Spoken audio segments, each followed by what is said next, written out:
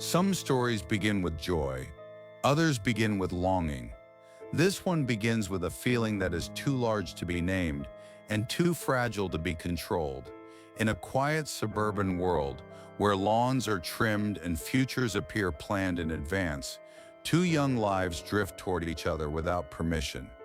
Everything looks orderly here, safe, reasonable. Yet beneath the calm surface, emotion gathers strength, unnoticed, unprepared to be contained.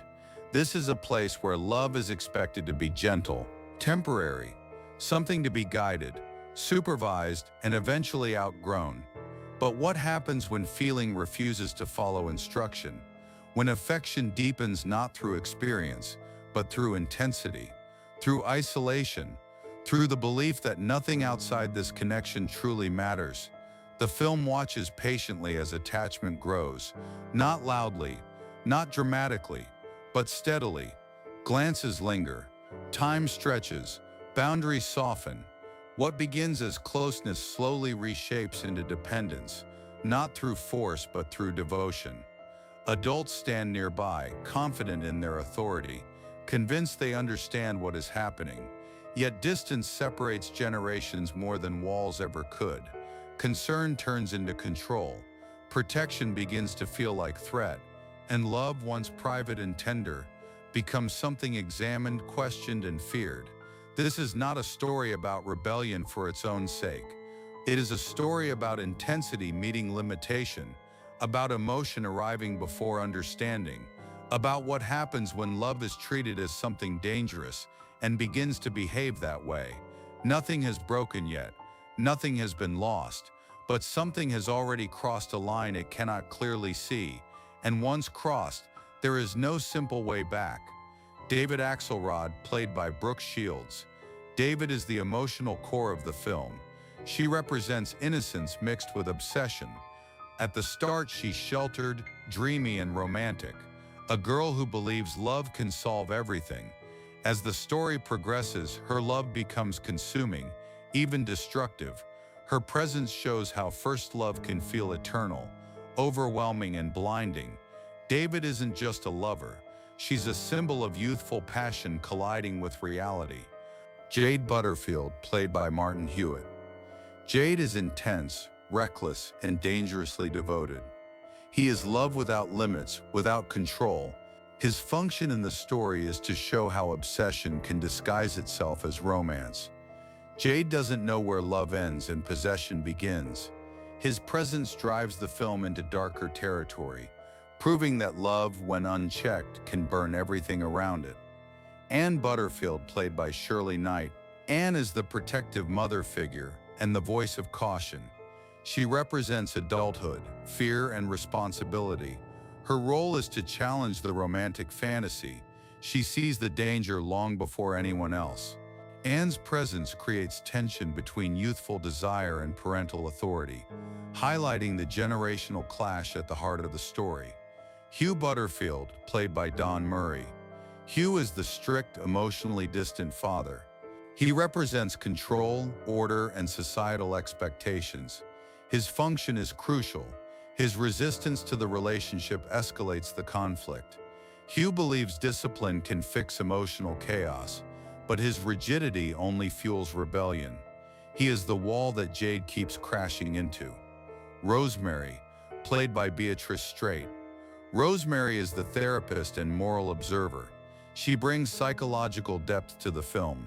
Her role is to analyze love not as poetry but as behavior. Through her presence, the film asks uncomfortable questions. Is this love or illness?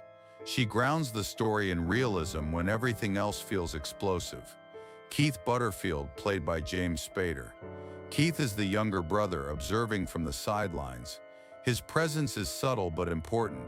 He witnesses the emotional destruction caused by obsession. He represents the innocent bystander, the silent casualty of toxic love. This role adds layers to the family dynamic and long-term consequences. The story begins in a quiet, wealthy suburban world where everything appears controlled, polished, and safe.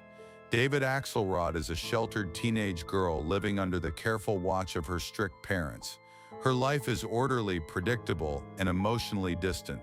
Beneath that calm surface, however, David feels unseen, unheard, and hungry for something deeper, something that feels real. That's when she meets Jade Butterfield, a mysterious, intense young man who works nearby. From the moment their eyes meet, something ignites. This is not a gentle spark, it's a wildfire. Their relationship grows fast, almost recklessly. What begins as innocent attraction quickly turns into an all-consuming bond. They spend long days and nights together, emotionally isolating themselves from the world. For David, Jade represents freedom and passion, everything her controlled upbringing denied her. For Jade, David becomes his entire universe. He doesn't just love her, he clings to her as if life itself depends on it. But love like this doesn't exist in a vacuum. David's parents sense danger, especially her father, who sees Jade as unstable and threatening. The more the adults push back, the tighter the lovers cling to each other. Every attempt to separate them only deepens Jade's obsession. He begins to see the world as an enemy trying to steal David away.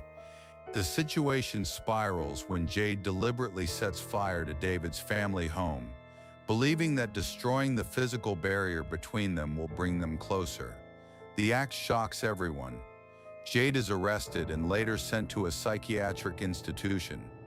This moment marks the turning point of the film. Love has crossed into destruction. David is devastated but still emotionally tied to Jade. She visits him, writes to him, and refuses to let go, even as doctors and adults try to explain the danger of his behavior. Jade, meanwhile, believes their love justifies everything he's done. In his mind, sacrifice and violence are proof of devotion. Eventually, Jade is released under supervision. For a brief moment, there's hope that things might calm down. But obsession doesn't fade. It waits. Jade becomes more desperate, more unhinged. When he realizes David may never fully escape the influence of her family or return to him completely, his desperation turns tragic. In the final act, Jade sneaks into David's home one last time. What he intends, escape, reunion, or final declaration, is unclear even to him. What is clear is that love has now completely lost its innocence. In a heartbreaking climax, Jade is fatally shot, ending the relationship not with closure, but with irreversible loss. The film closes on a haunting note. David survives, but she is changed forever. Her first love didn't fade, it burned itself into her identity. What began as romance ends as a lesson carved in pain. Love without boundaries can destroy everything it touches. When Endless Love was released in 1981, it did far more than tell a tragic teenage romance. It ignited a storm of moral outrage, cultural debate, and media scrutiny that followed it for years. Directed by Franco Zeffirelli, the film quickly became controversial, primarily because of its casting of Brooke, who was only 15 during production, in a highly sexualized role that many critics and parent organizations argued crossed ethical boundaries. Although the film received an R rating in the United States, it was marketed in a way that attracted younger audiences, which intensified backlash from conservative groups, religious organizations, and family advocacy associations, who accused Hollywood of exploiting youth and normalizing explicit teenage intimacy. The controversy was amplified by Shields' earlier appearances in Pretty Baby and The Blue Lagoon, both of which had already sparked debates about the sexualization of minors in mainstream cinema, making Endless Love seem like a continuation of an unsettling pattern, rather than an isolated artistic choice. Beyond the sexual content, critics also attacked the film for romanticizing obsessive and destructive behavior, as the male protagonist's actions, including arson and extreme emotional dependency, were framed less as psychological instability and more as tragic devotion, raising concerns among psychologists and cultural commentators that the film blurred the line between love and obsession in a way that could influence impressionable viewers. The adaptation itself generated further controversy because it significantly softened and simplified the darker psychological depth of the original novel Endless Love by Scott Spencer, leading some literary critics to argue that the studio prioritized sensual spectacle over emotional complexity. Internationally, while the film was not universally banned, it faced selective censorship, scene cuts, restricted screenings, and in some conservative regions limited distribution due to its explicit content and thematic boldness, and certain theaters in the United States reportedly refused to screen it amid local pressure campaigns. Ironically, while the film itself divided audiences, its theme song, Endless Love, performed by Diana Ross and Lionel Richie, became one of the most iconic romantic ballads of all time, achieving massive commercial success and overshadowing the film's scandals in popular memory. In retrospect, the controversies surrounding Endless Love became part of a larger early 1980s cultural reckoning about teen sexuality in media, artistic freedom versus exploitation, and Hollywood's responsibility when portraying young actors in adult situations, ensuring that the film would remain not just a romance, but a case study in how cinema can provoke society to question its own boundaries. The lasting lesson of Endless Love is quiet but firm. Love without balance can lose its innocence. What begins as tenderness can turn into possession when it is not guided by patience, maturity, and self-control. The film shows us that intensity alone does not make a feeling pure, and that devotion, when mixed with fear of loss, can slowly become something destructive. It also reminds us that youth often mistakes emotion for destiny. When the heart feels something deeply for the first time, it can seem eternal, unbreakable, even sacred. Yet feelings, no matter how powerful, do not excuse harmful actions. Love is not proven by sacrifice that destroys, nor by gestures that wound others in its name. Real love allows space. It respects boundaries. It does not burn down the world to prove its strength. Another lesson lies in responsibility. Every choice carries weight, even when made in passion. The film quietly shows that actions taken in one moment can echo for a lifetime.